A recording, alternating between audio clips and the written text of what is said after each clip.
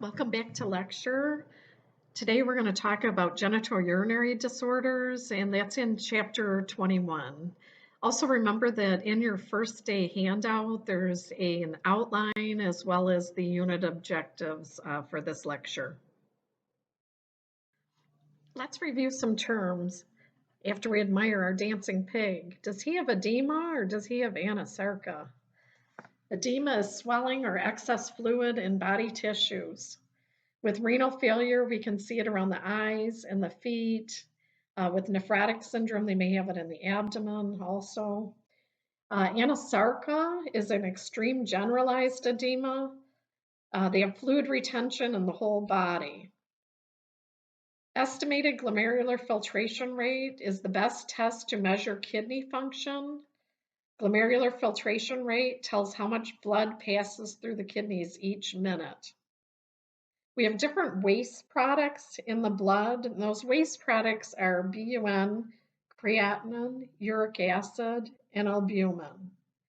Creatinine is an indicator of kidney function. Probably some of you have done creatinine clearance tests where you measure the urine for 24 hours in the brown jug that's kept on ice. And then they can look at blood creatinine levels as well as creatinine levels in the urine. Azotemia occurs when the kidneys are damaged by disease or injury. And with azotemia, they have elevated BUN and creatinine. And then going back to the waste products in the blood, just a reminder that there shouldn't be any blood or protein in the urine. That's considered abnormal, and albumin is protein. Okay, just some things to remember. Below is a list of laboratory values for BUN and creatinine for infants and children as well as adults. So you can see how the ranges are pretty similar to those of adults. For the renal diagnostic test, you want to be able to explain the test in simple terms, knowing the purpose and preparation of each test, being able to explain it to a child and parent. KUB is an abdominal x-ray. It's used to diagnose renal stones, blockages, and tumor. Both the KUB or the x-ray and the renal ultrasound are done before other renal studies because they're non-invasive. The renal ultrasound is a safe, painless test, and it uses sound waves. It also is used to diagnose stones, blockages, and tumor. A renal angiography visualizes the renal vascular system, especially diagnosing renal arterial stenosis, and it looks at the different structures. Cystoscopy is an investigation of the bladder and lower urinary tract. It looks at lesions, visualizes the urethral opening, bladder wall, the trigone, which is the triangular region of the wall of the bladder, and the urethra. IVP defines the urinary tract, including the integument of the kidneys, ureter, and bladder, and it can visualize masses, and the child needs to have an IV inserted. Whereas avoiding cystourethrogram, this is the best diagnostic test for vesicoureteral reflux. So this reveals reflux of urine in the ureters and shows complications of bladder emptying. And in this procedure, they have to have both an IV inserted and a urinary catheter, so it is more invasive. The last diagnostic test is the renal biopsy. And the renal biopsy, they need to go to surgery for that. And after the procedure, you want to watch for complications of compartment syndrome. Since the kidneys are very vascular, there's a risk for bleeding after. So you want to carefully monitor for a decrease in blood pressure and increase in heart rate. Usually they're medicated for pain post-operatively, and you want them to lie flat for about 6 hours and monitor their vital signs during that time. A child returns to the unit after intravenous pyelogram, IVP. When the mother asks why the child has to drink extra fluids, the nurse responds that extra fluids will.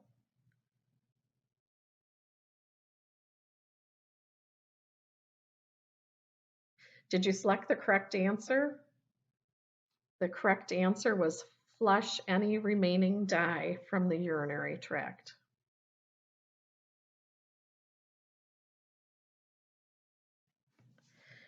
Genitourinary alterations. Now we'll look at structures of the genitourinary.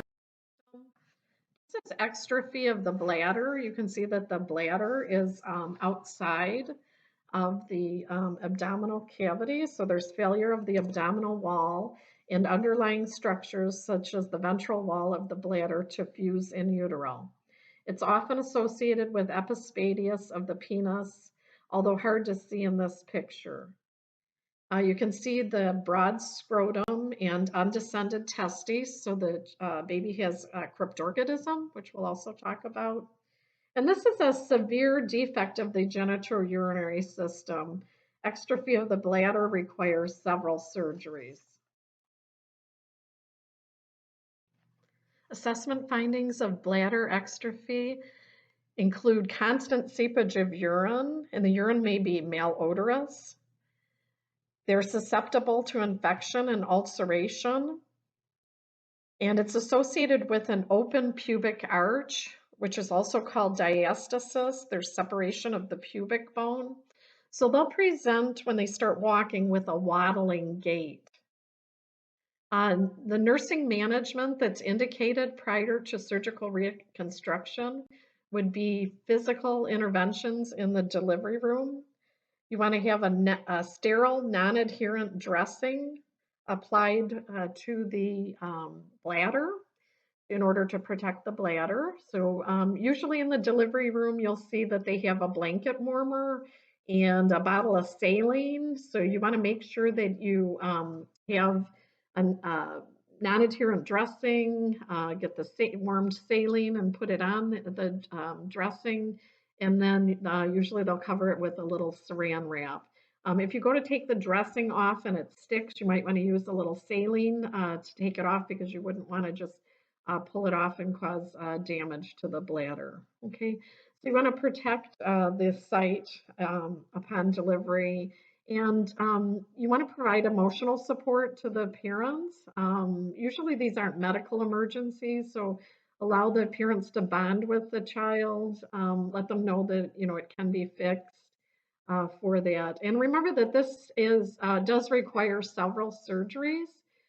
So as we talk about growth and development of children, we want to look at the different fears that they'll have at the different age groups. So the younger children's will fear body mutilation. So we'll talk more about that when we get into growth and development. Some of the other nursing management, they might need a clean intermittent catheter to fully empty the bladder. They may use other urinary diversions. Sometimes antibiotics are indicated for surgery. After surgery would be sponge baths.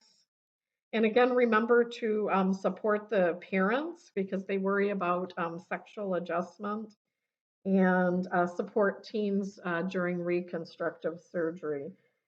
We did have a young gentleman, because sometimes you look at these disorders and you wonder, oh, what's going to be the outcome years from now? Will they be able to bear children? We did have a male, a young adult, and he was hospitalized, and he had exstrophy of the bladder, and he fathered a child, and his preschool daughter was in with him also. So it was nice to see, that again, with good medical management, these defects can be fixed, and you do want prompt comprehensive medical care. So getting them we're fortunate in the Detroit area to have many health facilities that can manage these types of disorders.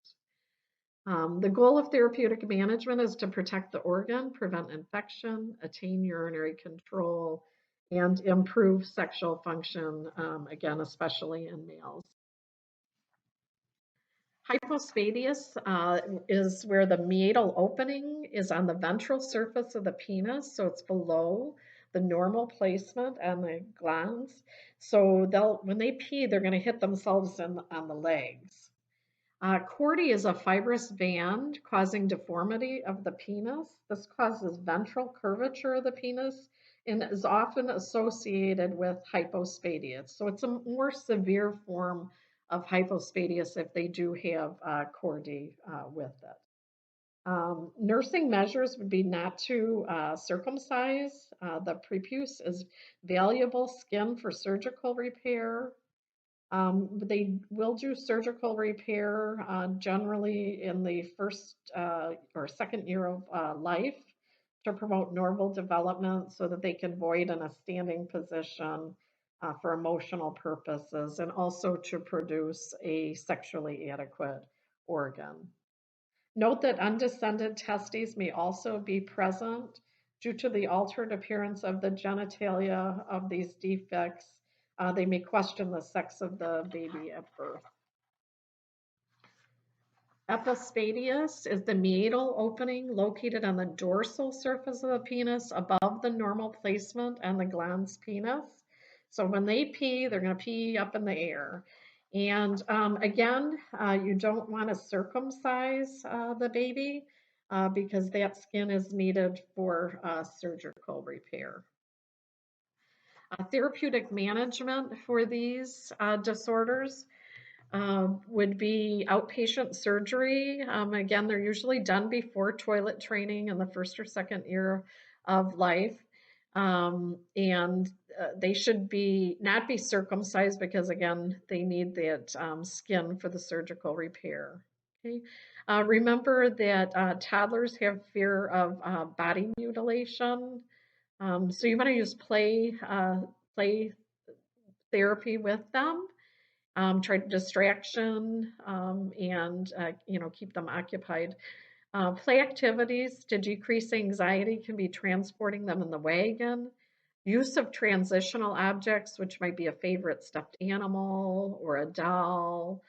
A blanket could be a transitional object. Any favorite toy that they have, we can use that to communicate with the child and help decrease their anxiety.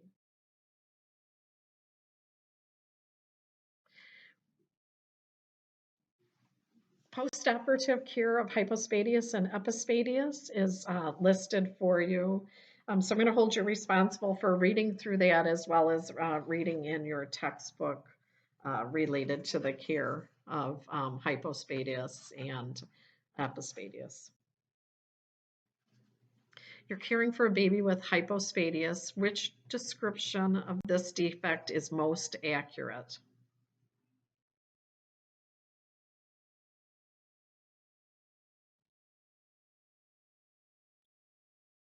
Did you get urethral opening located behind the glans penis along the ventral surface of the penis? So again, you want to know where each defect is located, and remember that we don't circumcise for these defects. Vesicoureteral reflux is retrograde flow of urine from the bladder into the ureters. It's due to a defective valve guarding the entrance of the bladder. It may be present at birth or result in scarring due to recurrent urinary tract infection. Consequences of vesicoureteral reflux. That reflux can lead to bladder infections, and it can lead to scarring of the kidneys and hypertension. And the back pressure on the kidneys can destroy the nephrons and lead to hydronephrosis and renal failure. Assessment, diagnosis, and treatment of vesicoureteral reflux. Parents will report a history of, what do you think, based on what I just mentioned? Did you come up with repeated urinary tract infections? And then remembering back to the slides on vesicoureteral reflux, the best diagnostic test was voiding sister urethrogram, or a VCUG. And remember, the test preparation would be that they'd need both an IV and a urine catheter. If children have vesicoureteral reflux, it's really important to teach them the double voiding technique. With that, you want to make sure that they fully empty their bladder. So once they've stopped voiding, wait a few seconds and then ask them to try to void more fully. And they may have low doses of antibiotics given at night. They may use Bactrim, can be used, and that's in your pharmacology packet for that.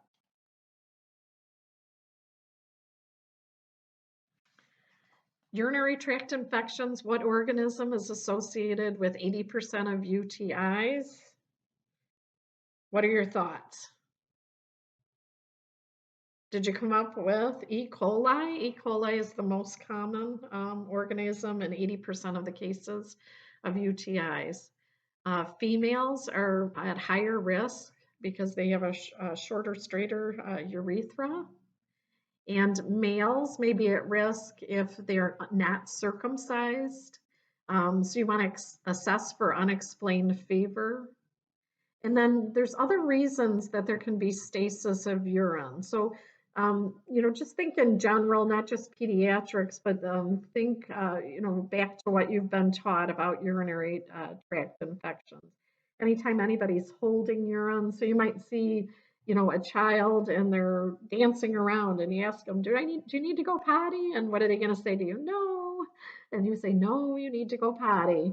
So you want to, make sure that, they're avoiding, keeping to a schedule. Other situations can be if they're constipated, if the person's constipated, or you probably remember like your pregnant moms, there can be a risk of stasis of urine that can contribute to urinary tract infections. Other predisposing factors would be tight clothing, poor hygiene, bubble baths, um, and that, which we'll talk about in the next slide. Okay, so prevention of urinary tract infections and teaching.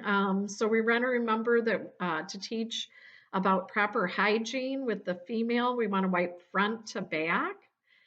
Using a different part of the toilet paper each time, because sometimes kids will grab a lot of toilet paper and they'll fold it over and then they'll wipe themselves with it. And,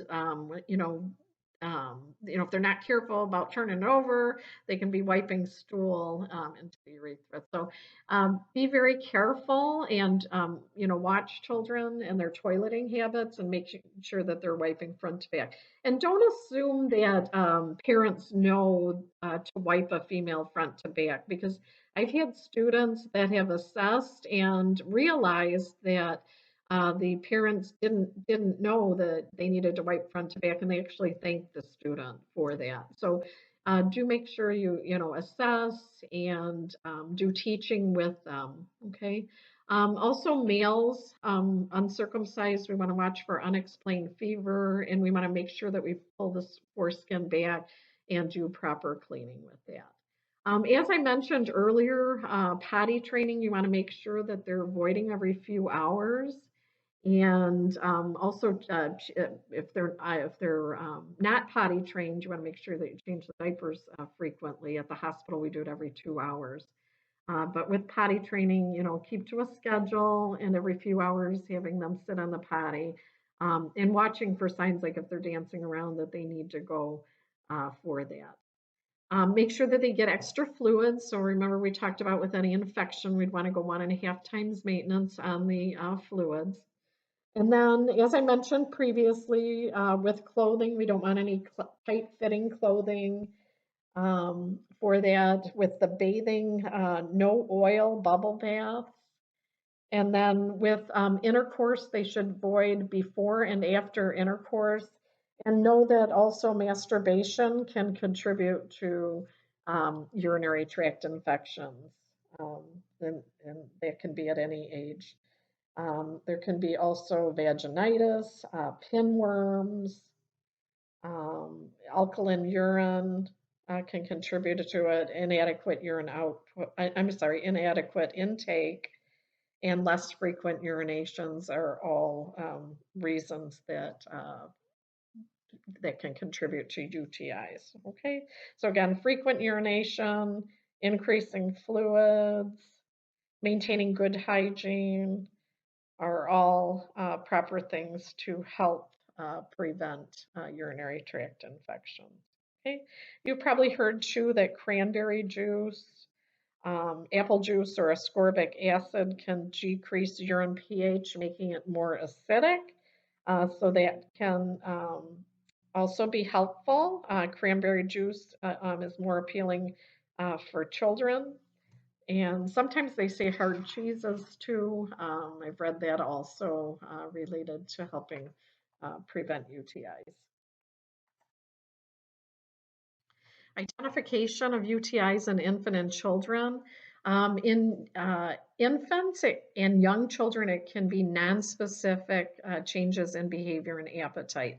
They're not wanting to play, they're not wanting to eat, and something's just not right because usually kids want, are eat and they want to play, and so you want to watch for nonspecific changes in behavior and appetite. And remember that this may coexist with a febrile respiratory or gastrointestinal infection. So if they come into the doctor's office or clinic, urgent care, and they have an upper respiratory infection or gastrointestinal infection, they'll probably have them pee in the cup just to make sure that they don't have an associated UTI. And then remember that if a UTI is left untreated, that can lead to scarring and other problems. Urine collection methods. You probably remember back to when you were in fundamentals, the puck bag, the urine, pediatric urine collector bag, that we call it a puck. That would be used for non-potty trained children. If they're older then, the older children and adolescents, they can do the clean catch midstream method as you do with your adults. Okay, so those would be non-invasive methods. Invasive methods would be if it's a neonate and the urethra is really small, they have to do and they can't get like a 5-6 catheter in, French catheter, 5-6 French catheter in. They'll now look at doing a suprapubic tap, and that's performed by either a doctor, nurse practitioner, physician assistant who's trained in that, and they would prep it with a little betadine on the bladder and on the skin on the bladder, and then go in with a needle and syringe and draw out urine. So again, that's less frequently done. It's more done on the neonate if they can't catheterize. But infants, children, and adolescent, the main confirmatory diagnosis of a UTI would be a straight cath under aseptic technique. For diagnosing and treating UTIs, what indicator on the urine dipstick will show infection? And that is leukocytes and nitrites. What are methods for diagnosing UTIs, and how is the diagnosis of a UTI confirmed? Those methods are listed on the previous slide, and remember that the urine straight cath or a suprapubic tap would be the ones that would confirm it because it has to be under aseptic or sterile technique. Why should a urine specimen be sent to the lab within 1 hour of obtaining the specimen? And what else is required? Send within 1 hour because you don't want the bacteria count to increase. You want to send it as soon as possible and have it run.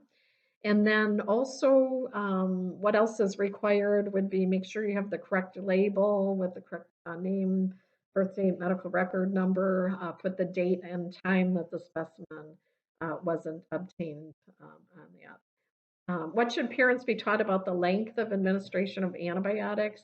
As with ear infections, you want to make sure that the parents know to give the full course of antibiotics because we don't want the infection to go untreated, because that can lead to, again, scarring and other complications. And other health teaching is indicated regarding therapy for treating UTIs. These are in your pharmacology packet, so please answer the questions in there, and I'll just do a quick little summary. But amoxicillin can be given with or without food. One of the main things with Augmentin is diarrhea. So it's known to cause diarrhea, so make sure that you um, uh, give like yogurt or a probiotic to help replace the normal flora. And then Bactrim is a combination drug, and you can see the names listed there that it has sulfa, so it is a sulfa derivative. So you do want to check for an allergy to sulfa. You want to protect them from sunlight whenever you're giving a sulfa drug. Make sure that they're protected from sunlight. Increase fluids because it can cause crystalluria. And then it can also cause Stevens-Johnson syndrome, which we'll talk about with the integumentary system for that. And with any sulfa drugs too, with young babies, you'd want to watch the bilirubin levels also if that's being given. Here's some critical thinking questions. What should parents be taught about follow-up visits and repeat urine cultures? So again, it's really important to make sure that they comply with their follow-up visits and return to have a urine culture done because we do want to make sure that there's sterilization of the bacteria and that it's not going to cause any other complications if the urinary tract infection was left untreated. What type of time of day should a urine specimen be obtained and why? It should be in the morning because the urine is most concentrated with bacteria counts due to the stasis of urine. And then what time of day should a daily dose of prophylactic antibiotics be administered and why? And that would be in the PM, and it's going to allow the antibiotic to work overnight. So again, remembering to stress that, they should take the full course of the antibiotics, and we want to monitor for success of treatment or if they need further treatment or a change in the type of antibiotic that's ordered if the a UTI is not being successfully treated. Pyelonephritis. How does pyelonephritis differ from a lower urinary tract infection? Remember that UTIs can go anywhere from the upper to the lower urinary tract, and with pyelonephritis, that's an infection in the kidneys. And I know you've been taught about pyelonephritis with your adult patients, so all of what you learned in your med-surg classes also apply to that. So signs would be similar to what you see with your adults. So I'm going to hold you responsible for going back and reviewing the signs of pyelonephritis. Usually the kids feel really, really crummy and have fevers and that. So it's really important with the infection in the kidneys and having the fever that we increase fluids in the treatment of urinary tract infections and pyelonephritis. Okay. And why do you think that they treat pyelonephritis more aggressively than they would a lower urinary tract infection? So again, it's very serious when the kidneys are infected, and we need to make sure that they're properly treated so that other complications don't develop. This is a summary slide, too, of all the things that you need to know about nephrotic syndrome. Not all, but it's kind of a good summary of what you need to know about nephrotic syndrome in one slide. So we know that it's a problem with the basement membrane of the glomeruli, and it becomes permeable to protein. And remember, we should never have protein in the urine. This is characterized by proteinuria +3 to +4 and hypoalbuminemia of albumin, blood albumin, serum albumin levels less than 2.5 grams per deciliter. And then they also have edema. So a gold standard of treatment is your corticosteroids. So prednisone is the corticosteroid that's given, and you want to know the side effects and teaching for that. So there's numerous side effects. Review with your classmate all the side effects and make sure that you know the teaching related to prednisone therapy. Complete remission is when they have zero to trace urine protein for 5 to 7 days.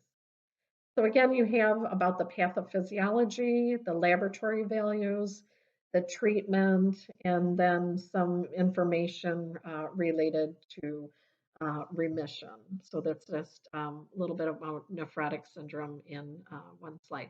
Also, when you pick up different literature, they may call it nephrosis and they may not call it nephrotic syndrome. So it depends on the journal or textbook that you're reading. Even for your NCLEX, I usually say make sure that you know both names because they might call it nephrosis and you want to be knowing, okay, this is nephrotic syndrome and there's a lot that goes in to caring for a patient with nephrotic syndrome. So the pathophysiology is of nephrotic syndrome. In the next slide, you'll note the contrast between the normal glomerular anatomy and the changes that exist in nephrotic syndrome, permitting protein to be excreted in the urine. The lower albumin blood levels stimulate the liver to generate lipids and excessive clotting factors.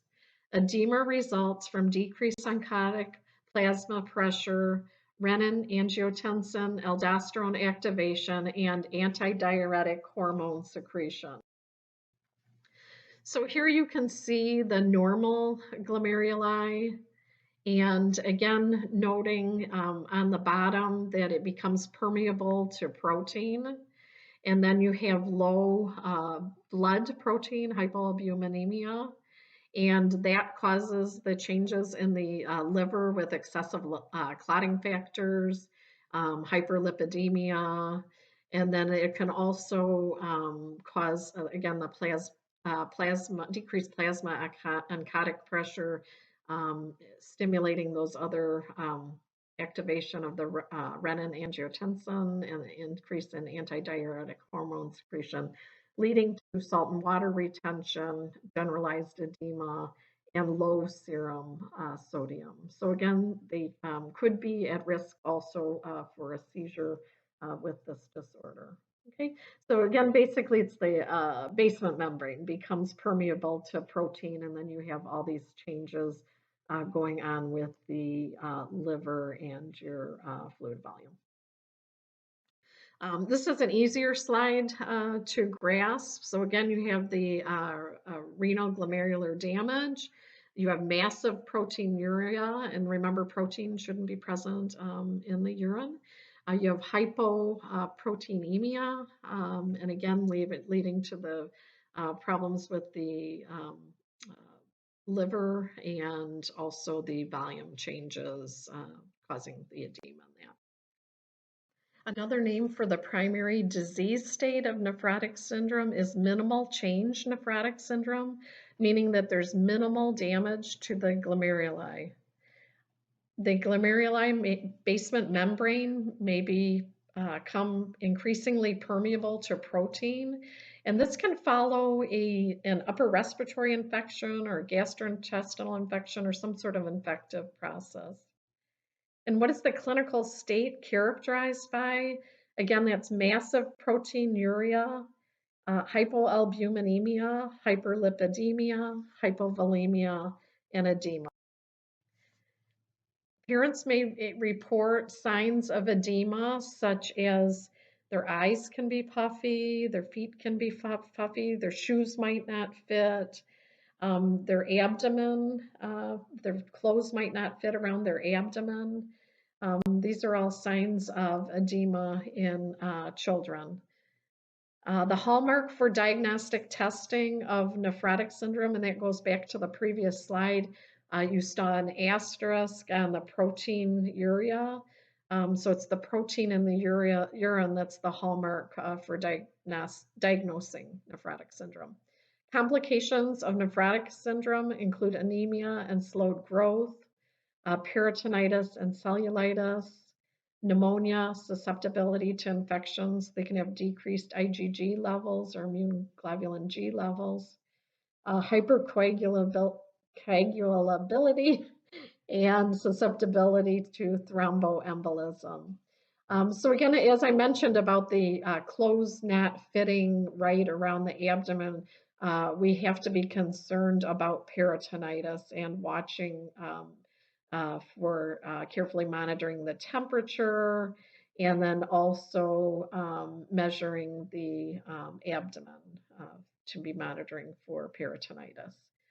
So when we measure the abdomen at least once a shift, you might even do it twice a shift, and then also, watching their body temperature and checking for peritonitis. Why are each of the following indicated? Corticosteroids are the mainstay of treatment for nephrotic syndrome. Albumin, because of the low blood albumin levels, and whenever we give albumin, we follow it with Lasix to help manage the fluid status. And then I'm not sure if any of you have ever been edematous, but when there is edema present, it can be very painful to the tissue. So pain medications may be indicated as well as antihypertensive medications. So you want to teach parents about monitoring the blood pressure, also medication administration, and teaching them how to do a urine dipstick to monitor for protein. Because remember that very first slide that I showed you, we talked about remission, and when would they be in a remission would be when their protein is 0 to trace for 5 to 7 days. So they will be responsible. Parents will be needing to, monitor the blood pressure, do a urine dipstick, administer medications. With nephrotic syndrome, children should be weighed daily and repositioned every 2 hours. We wanted to monitor their fluid status. We also want to prevent any skin breakdown. And they should be on a no salt added diet, because remember that what follows salt is water, and they already have fluid retention. So we don't want to contribute any more to that. So they should be on a no salt added diet. And then again, urine should be tested for protein and urine specific gravity. We can monitor their fluid status. And then we can look at disease progression too by monitoring the protein on the urine to see if it's improving. The first line of therapy, and this is considered the gold standard of treatment, is again, corticosteroids or your prednisone. And the teaching for this drug, again, you do need to know all the side effects, but I am going to emphasize that it can cause GI bleeding. So we do give it with food or milk, or sometimes they may need an order for an antacid, Zantac, or something like that. But generally, if you give it with food or milk, we want to prevent any GI bleeding. And then you should know all the side effects. It can have changes in mood and appetite, blood pressure, glucose, thinning of the skin, and things like that. So go through and make sure that you understand all the side effects, because there will be test question on steroid therapy. There's going to be a few questions on nephrotic syndrome, so do make sure that you know nephrotic syndrome. Again, complete remission is when the urine protein is on the dipstick is 0 to trace, values for 5 to 7 days. And parents should be taught about, what should parents be taught about a relapse? Relapses can occur, so we want to keep them away from anybody that has an infection. And make sure that they get proper immunizations so that they don't have a relapse and this doesn't happen again. Again, if they're taking steroids, you want to instruct them to wait 3 days to give live immunizations after receiving steroids due to the impaired immune response. So we'll be going through vaccinations. You do need to know which ones are live. vaccines. So your MMR, your rotavirus is now live, and your varicella, and also the flu, some of the flu vaccines. If you don't get an inactivated one, there are some that are live vaccines. So you want to make sure that they're going to respond to the immunizations, and the corticosteroids can affect that. So that's why you want to wait 3 months before you give live vaccines. Some children can be steroid resistant, so they might need a kidney biopsy, as we mentioned earlier. And then they can also be steroid dependent. So if they're uh, they initially respond, but then they have a relapse, they might put them on cytotoxin, which is a immunosuppressive medication. It's used to treat cancer. So you want to tell the parents the child doesn't have cancer, that this drug works similar to how the corticosteroids work. Okay, and then again, as I mentioned earlier, advise the parents to have the child receive the flu vaccine yearly, because exacerbation of nephrosis can follow an infection. Hemolytic uremic syndrome is a triad in which there's acute renal failure, anemia, and thrombocytopenia. And how do children become infected? Very interesting. It's usually due to E. coli present in the food. So we've had, kids that have had a fast food hamburger. We've also had kids who, one of them, the babysitter, undercooked the meatloaf, and the meatloaf had been contaminated with E. coli. And there have been a few instances where there have been outbreaks of associated at associated with apple cider. Um, and you can get apple cider, but make sure that it's pasteurized. If you do buy it and it's not pasteurized, bring it home and boil it to make sure that there isn't any bacteria present in it. The causative organism of HUS is E. coli with the serotype of O157H7. HUS often follows a respiratory infection from strep pneumonia or a gastrointestinal infection from Shiga toxin. Shiga toxin E. coli causes severe watery to bloody diarrhea. Other causes can be from undercooked ground meat or E. coli in public swimming pools or water parks. And the prevention methods for food safety are listed for you on the slide, as well as at this government website.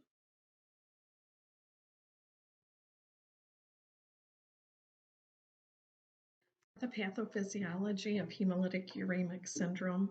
In acute renal failure, the lining of the glomerular arterioles become inflamed and occluded with particles of platelets and fragmented red blood cells.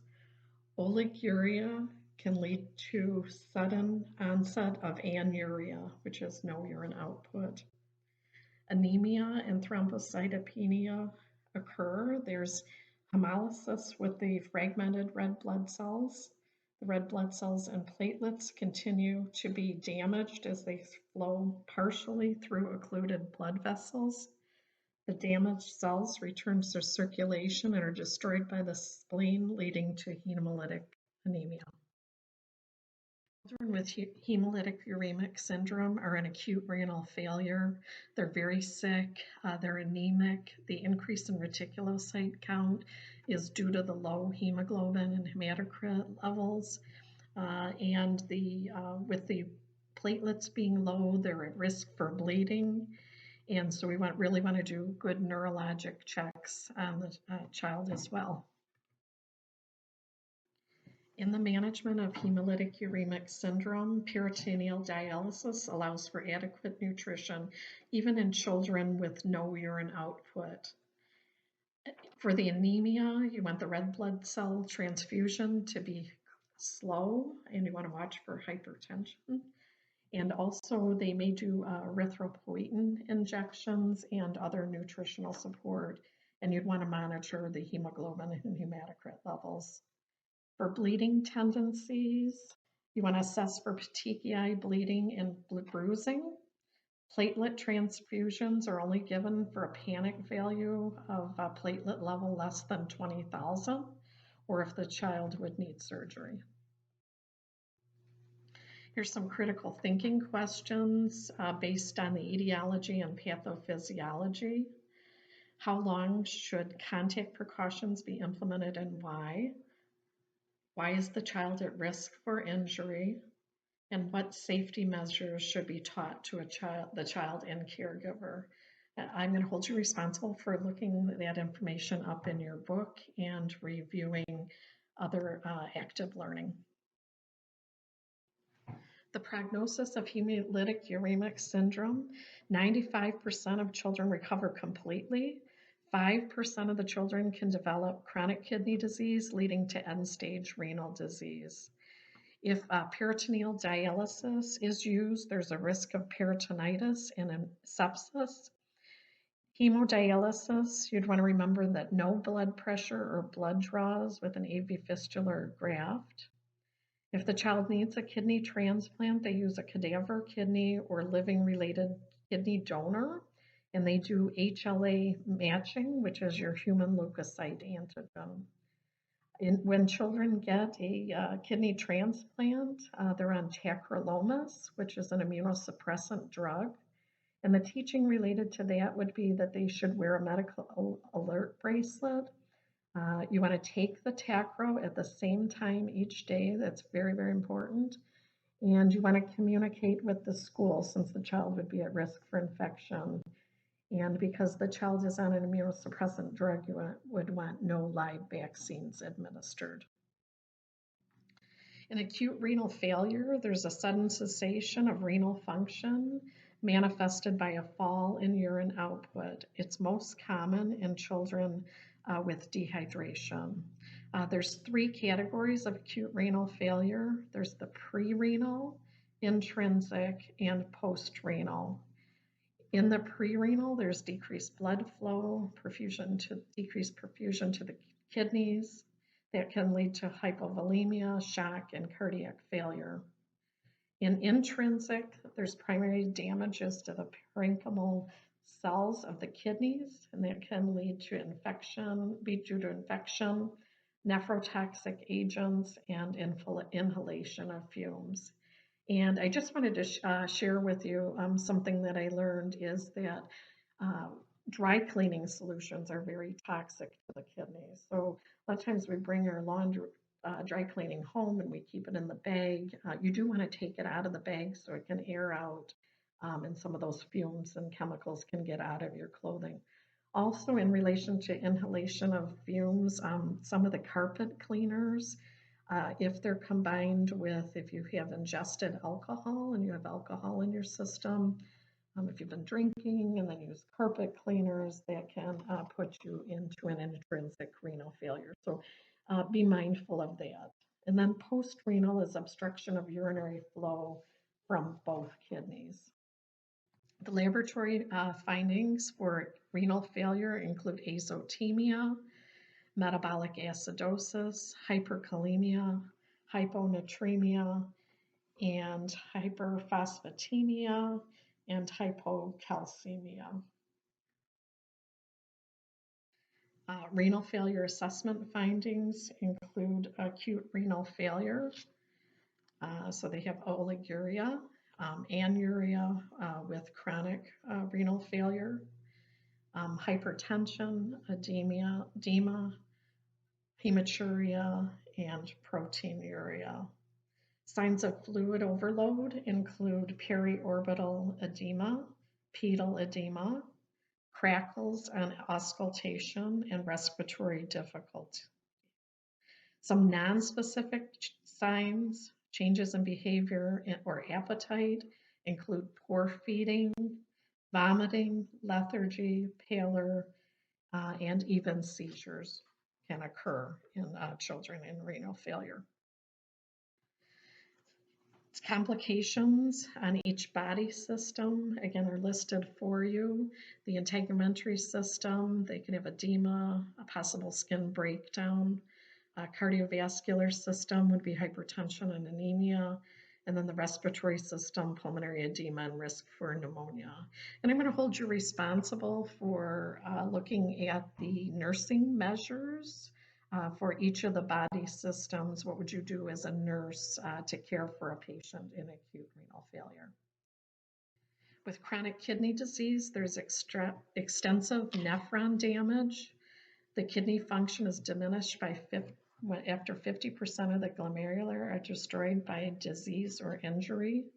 The kidneys are no longer able to concentrate urine, so they would run a lower urine-specific gravity. And this results in end-stage renal disease when less than 10% of the kidneys are functioning and chronic dialysis or kidney transplant is required for survival. Some common causes of chronic kidney disease in children less than 5 years old. There can be congenital causes such as structural defects or obstructive uropathy. In children less than 5, there can also be acquired causes such as hemolytic uremic syndrome. In children older than 5, there can be chronic or acquired conditions such as pyelonephritis, glomerulonephritis, and hereditary renal diseases. For chronic kidney disease, the nursing management is on pages 728 to 729, including a review of the table 21.2.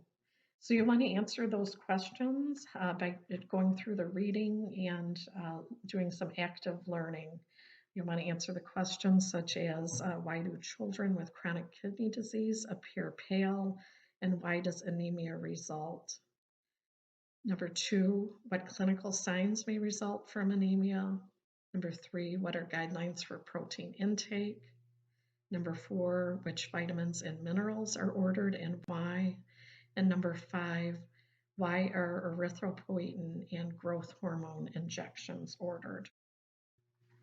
Consequences of chronic kidney disease include retention of waste products that can result in uremic frost and pruritus, foul mouth odor, and neurologic problems. What are signs of uremia and uremic frost?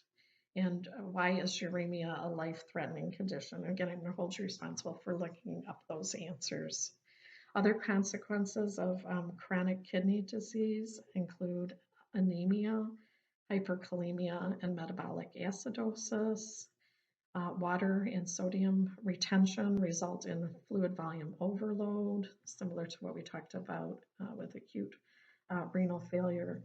And they also have, again, the poor appetite and poor nutrition, and that can result in stomatitis and failure to thrive, or the child will have growth retardation is another term that they use for failure to thrive. The hypocalcemia and hyperphosphatemia result in disturbed bone growth and bone pain. So those are some complications that occur as a result of chronic kidney disease.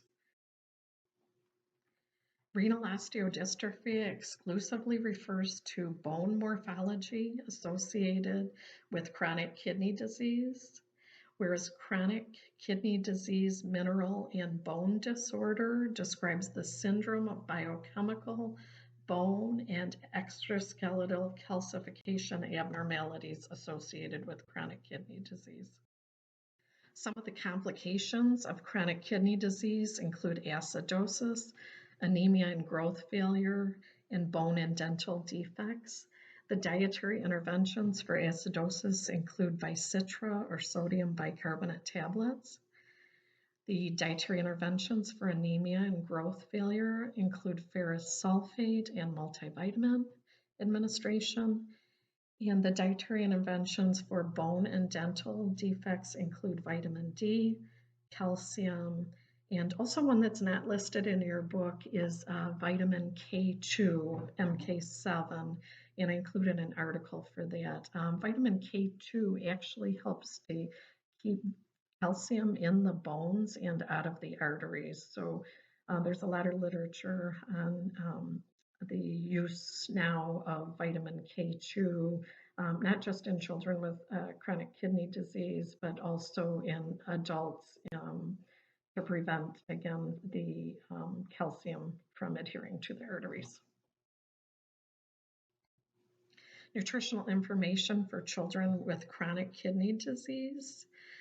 These are foods listed that have either high sodium, high potassium, or high phosphorus. So these would be foods that should be avoided or eaten in very small amounts in children with chronic kidney disease. Complications of chronic kidney disease include hyperkalemia, sodium and water retention. As we mentioned with acute renal failure, can affect the integument, respiratory, cardiovascular system. And then remembering that the neurologic system can also be affected if the sodium or if there's any mineral imbalances that can lead to seizures. As with your patients with hyperkalemia, the clinical therapy would be Kayexalate. And then you'd also want to avoid foods that are high in potassium. With the sodium and water retention, you'd want to include low sodium foods with that also. What actions must be taken for water intoxication, hyponatremia would be fluid restrictions. Some strategies for children on fluid restriction include giving them fluids between meals because it's more desirable to have some fluids between meals. Also remembering the evening shift, afternoon and evening shift, that you want to make sure that you have enough fluids for the child to take their medicines before bedtime. So we don't want them drinking all their fluids during the day shift. And then also giving them a bigger cup. The younger children will think there's more if you give them a larger cup. And that has to do with conservation of volume. And you'll see that in the video that you'll watch related to growth and development. Therapeutic management for complications of acute renal failure and chronic kidney disease. We want treatment for the metabolic acidosis, so we want to treat the underlying medical condition and administer sodium bicarbonate to correct the acidity. For treatment of anemia, why should packed red blood cell transfusions be administered slowly? And that's to reduce the likelihood of increased blood volume, reduce the risk of hypertension and hyperkalemia. And then you would never give packed red blood cells through a microbore tubing because that can cause hemolysis of the red blood cells and that will release potassium. So you never want to use microbore tubing to administer blood transfusion for that reason. Here's some active learning. So I'd like you to look up the answer to these questions. Why are phosphate binding medications commonly used to treat children with chronic kidney disease? And why are kidney transplant patients at risk for infection and hypertension? So think about the side effects related to that last question. What is glomerular filtration rate? Glomerular filtration rate is the best way to tell how much kidney function you have. You do not need to have another test to know your glomerular filtration rate. Your doctor can calculate it if by your blood creatinine, your age, race, gender, and other factors. Your glomerular filtration rate tells your doctor your stages of kidney disease and helps the doctor plan your treatment. So you can find more information on the kidney.org, the National Kidney Foundation. And if you have labs, there is a professional site too that you can put information in on that to see where you are at or where a patient is at with their glomerular filtration rate. These are the stages of chronic kidney disease. So you can see that with a glomerular filtration rate of 90 to 130, they're in stage 1. So they have normal kidney function. In stage 2, the glomerular filtration rate is from 60 to 90. There can be mild kidney damage or a decrease in kidney function. In stage 3, there's moderate loss of kidney function, and that's for a glomerular filtration rate of 30 to 60. In stage 4, there's severe loss of kidney function. The glomerular filtration rate is 15 to 30. And in stage 5, they're in kidney failure, and that's when they would require either dialysis or a kidney transplant, put on the kidney transplant list. Genitourinary alterations, there can be structural defects of the reproductive system.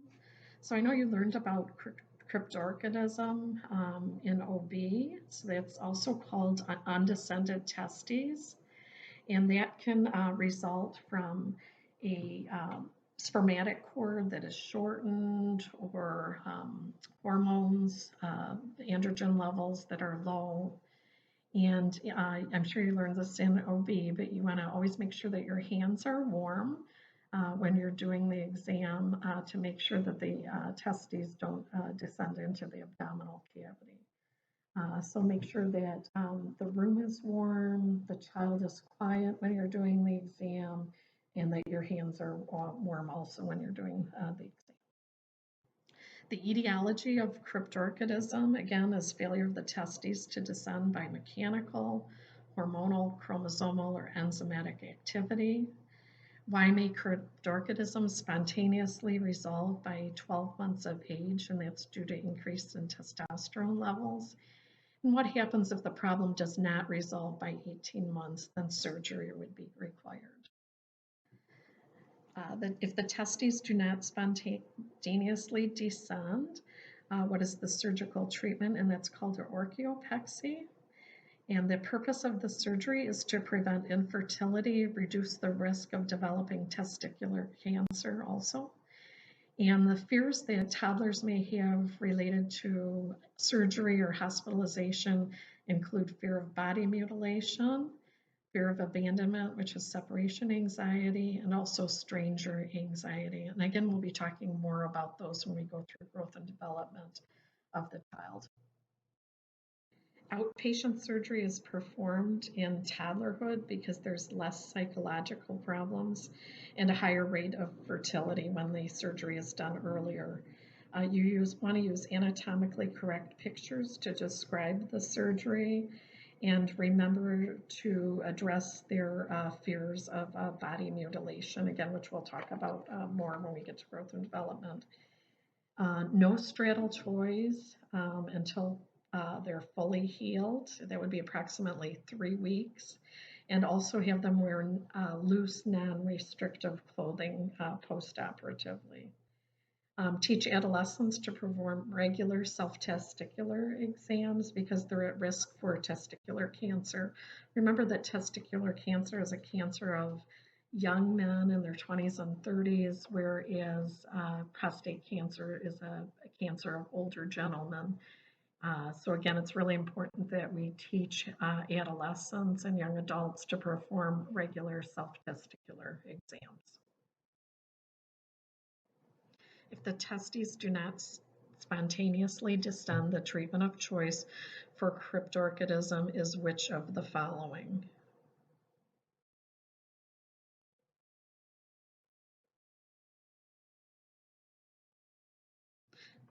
Did you select the correct answer? The correct answer was orchiopexy, to bring down the testes and suture them in place. Hydrocele is fluid in the scrotum. It can predispose to inguinal herniation or a varicele, which is a venous varicosity along the spermatic cord. The parents should be taught that a hydrocele is not a tumor and it does not develop into cancer. If the fluid is not spontaneously reabsorbed by 1 year, surgery is indicated. Assessment findings, you would use your penlight flashlight or a transilluminator so you'd be able to see fluid in the scrotum. The diagnostic test to confirm a hydrocele is an ultrasound, and parents should be taught that with a hydrocele they shouldn't have any pain. If there's any pain, swelling, redness in the area, or if they're not passing bowel movements, that can be an indication that they have an inguinal hernia. And we'll be talking more about inguinal hernias when we go through the gastrointestinal system. Which of the following clinical manifestations would be seen in a child with chronic renal failure?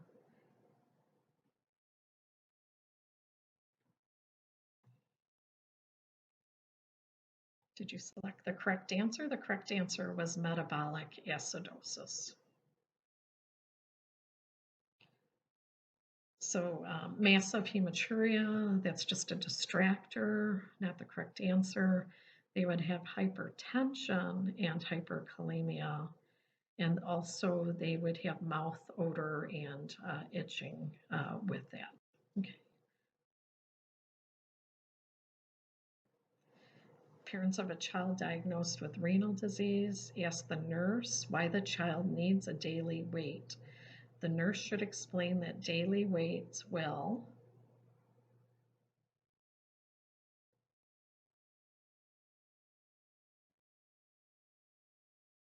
Did you select the correct answer? The correct answer is to keep track of possible loss or gain in fluid in body tissues.